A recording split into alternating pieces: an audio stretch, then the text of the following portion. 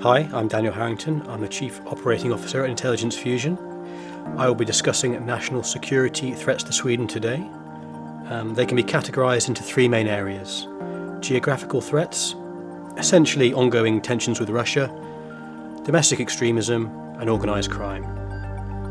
Tensions with Russia have been exacerbated in recent weeks with the invasion of Ukraine by Russia. However, there have been increasing tensions in the region over the last few years with Swedish accusations of repeated violations of Baltic airspace by Russian Air Force, as well as a perceived military build-up in the Kaliningrad enclave. So since the recent invasion of Ukraine by Russian forces, tensions have rapidly escalated between Sweden and the Russian Federation. The Swedish government strongly condemned the invasion, calling it unprovoked, illegal and unjustifiable. The Swedish government has led calls for heightened economic sanctions against Russia, as well as cutting cultural ties. In consequence, the Russian government have stated that if Sweden or Finland attempt to apply for NATO membership, there will be serious political and military consequences. It's unlikely that Sweden would attempt to join NATO at this time. However, in recent years there's been increasing domestic support amongst Swedes for NATO membership. This is due to a perception of an increased threat from Russia, as well as destabilization in Eastern Europe. So we had the Russian annexation of Crimea, and then also increasing confidence in the Baltic region militarily, which has led to Sweden reviewing its national policy. So the Swedish government have stated that it is very unlikely that a nuclear or full-blown conventional kinetic war will occur between Russia and Sweden. However, hybrid warfare is an area that the Swedish defence and government authorities are concerned about. So hybrid warfare would take the form of cyber attacks, economic attacks, or disinformation campaigns.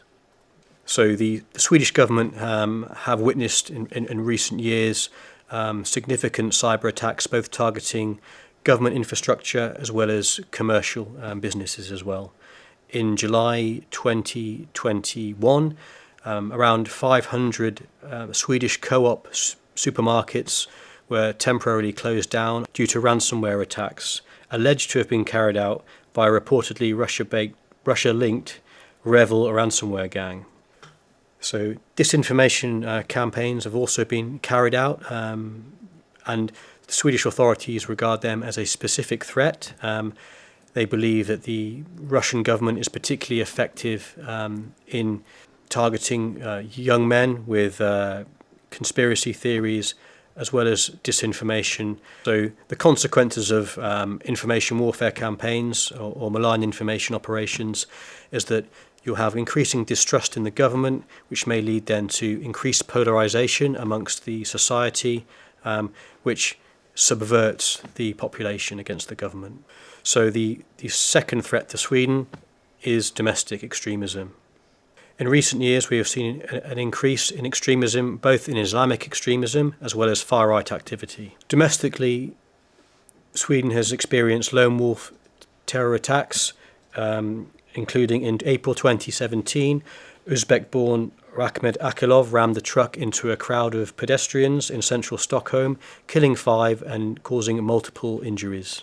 So with regards to Islamic extremism, we have seen lone wolf acts of terror, as well as increasing distrust of the authorities, which has led to more increased extremism. So we've seen radicalisation of individuals in mosques. We've witnessed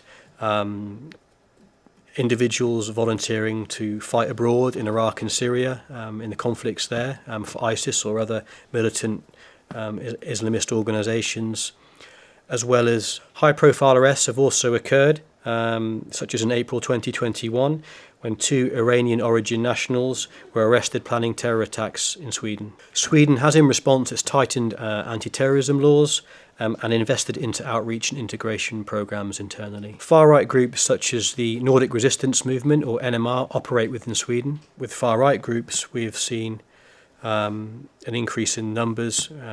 Generally, far-right groups have confined themselves to demonstrations or paramilitary training activities, but in preparation for, say, an economic meltdown or for a societal collapse, which many of the members of far-right organisations believe is inevitable and will occur. So recent mass immigration into Sweden, along with a perception of a lack of integration by certain ethnic communities, has led to an increase in support for far-right groups within the country.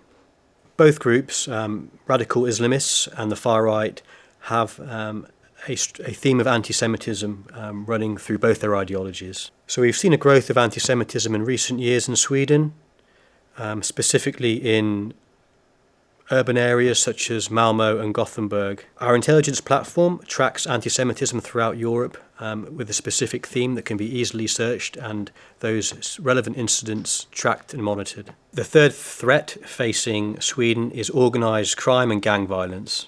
In recent years, we've noticed an increased trend in gang violence in Sweden, with increases in shooting and bombings. The current conflict in Ukraine may also see organised crime groups take advantage of the lawlessness there to become increasingly involved in human trafficking or even weapons trafficking. We've seen the distribution of weapons to civilians within Ukraine. There are concerns that some of them may end up in the wrong hands and then find their way into criminal groups operating in Sweden. Before, organised crime groups within Sweden have been known to source their weapons from Eastern Europe, notably the former Yugoslavia or other Eastern European states. The conflict in Ukraine may allow them another source of weapons to sort of facilitate into Sweden to then carry out criminal acts against one another or other targets. So many of these gangs originate from ethnic communities within Sweden. Many of these gang members have joined criminal groups because they are finding it difficult to integrate into Swedish society or to adjust to local cultural norms. So the main areas affected within Sweden are the major metropolitan areas such as Gothenburg, Stockholm and Malmö. Within those cities you have certain vulnerable neighbourhoods which are very diverse and have different ethnic communities, but are also known by Swedish authorities as vulnerable areas. So, for example, Rosengård in Malmö, Husby or Tensta in Stockholm, as well as Angerad in Gothenburg. These areas have high levels of violent crime, including arson attacks on vehicles, bombings, as well as shootings and murders.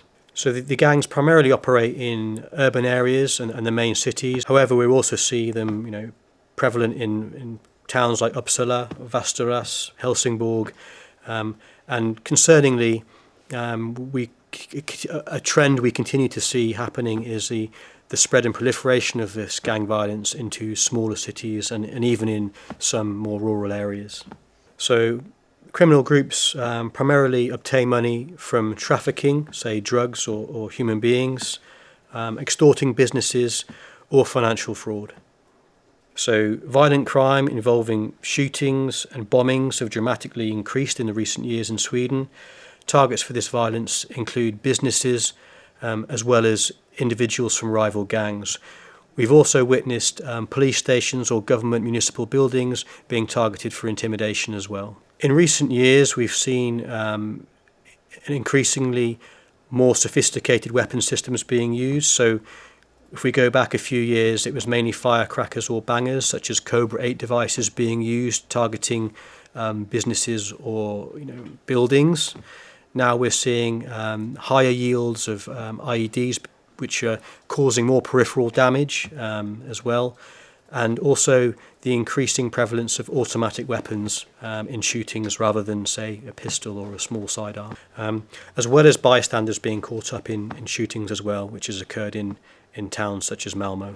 Sweden will face increased security challenges both internally and externally in the near future.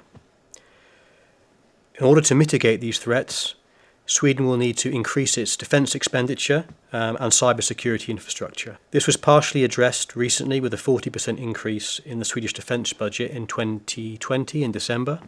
In prior years, Sweden has spent around 1.1% of its GDP.